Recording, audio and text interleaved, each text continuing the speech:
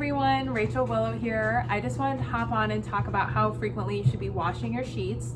And as many of you may or may not know, it's once a week. That's due to your skin constantly shedding off dead skin cells. If you're not showering and washing your face at night, a lot of the stuff that you've come in contact with in the environment throughout your day is now in your sheets. If you get hot and you sweat at night, all of that is in your sheets as well.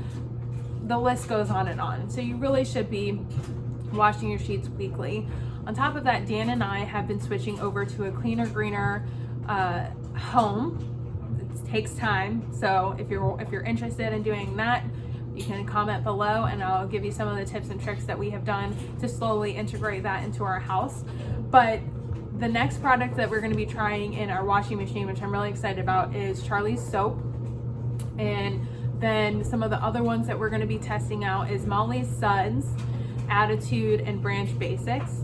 I just finished using up some Thieves laundry soap, and while I absolutely loved it, it was quite difficult to try and make up the product because what you receive is a concentrate, and then from there you're supposed to be making a product.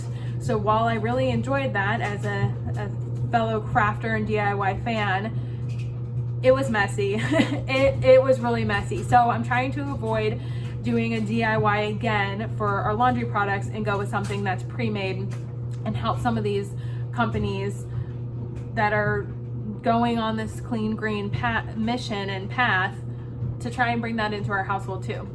So those are what we're using in our washing machine. And then in our dryer, we have switched away from dryer sheets to dryer balls. What's great about these is they're reusable.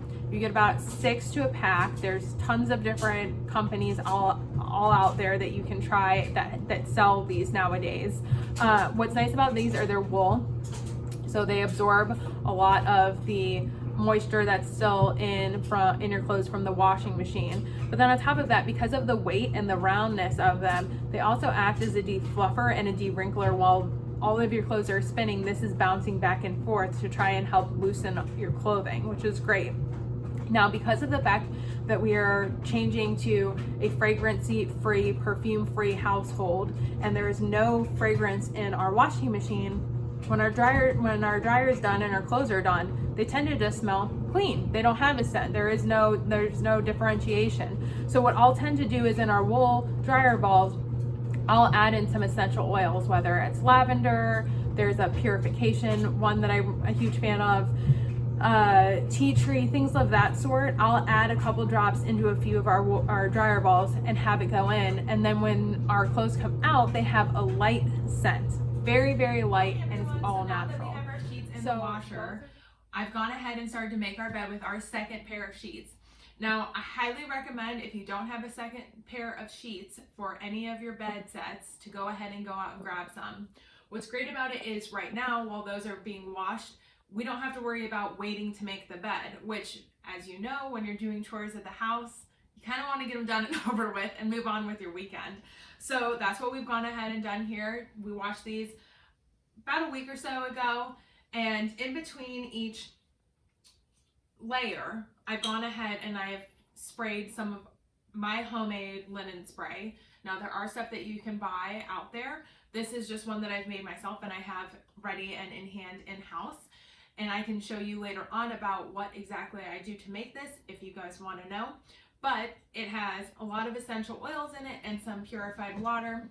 And in between each layer, I just do a quick spray, fluff the sheets, and it helps get rid of some of the staleness that happens when you keep stuff in storage for a little bit. And you get that nice, fresh, out of the dryer smell. I haven't done anything with our pillows because we personally don't need to wash them, but you should be washing them every 3 months. I'll do a separate video when that time arises that we need to wash ours, and I'll give you all the goodies on tips and tricks for that. So when it comes to your loose fitted sheet here, what I do when I make it is I go ahead and create a triangle in the corner, lift up the mattress and tuck the excess. And so now you've got this nice clean line here, but you've got some overhang. And then lift up the mattress again, take the overhang, put that under, and now you have a nice, tight, loose fitted sheet. Hey everyone, Rachel Willow We here. currently So we're going to talk about now how to fold your fitted sheet. There's a lot of people out there who claim there isn't a proper way to fold it, and we all know it's the most daunting task of doing sheets. But I personally have found a way that I think is pretty easy and actually keeps everything nice and tight and organized. So we're gonna start by putting your left hand in one corner and your right hand in the other. And you're gonna bring your left hand to your right hand and flip the sheet over on top. Now, as you can see, there's now a loop here, and I'm gonna slide my right hand across. And you're gonna wanna take the corner that's in here and add it into the other one if it didn't do it already. Next, you're gonna take your left hand again, bring it to the right, and flip it over. So now you have one loop here and one straight piece here. So next, I add it onto our laundry folding area, but you could also add it to the floor. The next part that I do is I'll fold it into thirds or into a half. This time I'm gonna do into half. And as you can see, it's nice and flat. There's no bunches here. And then I just continue to fold. I've already gone ahead and folded our loose sheet in our pillowcase. So I'm going to now take our bottom sheet, our fitted sheet, and add it inside one of the other pillowcases.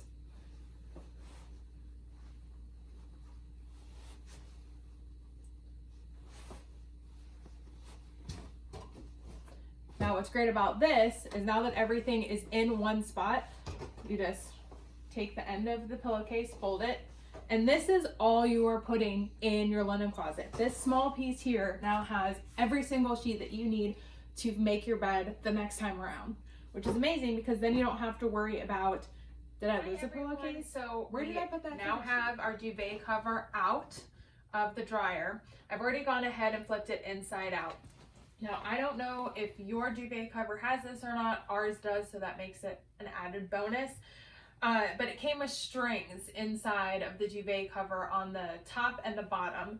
And then our actual duvet has kind of like hooks or additional tags. So what we do is we take the strings and we tie them onto the loops on our duvet cover, and it helps so when we're tossing and turning at night, the duvet and duvet cover actually stay together instead of ending up always having to fluff it and make sure that it works.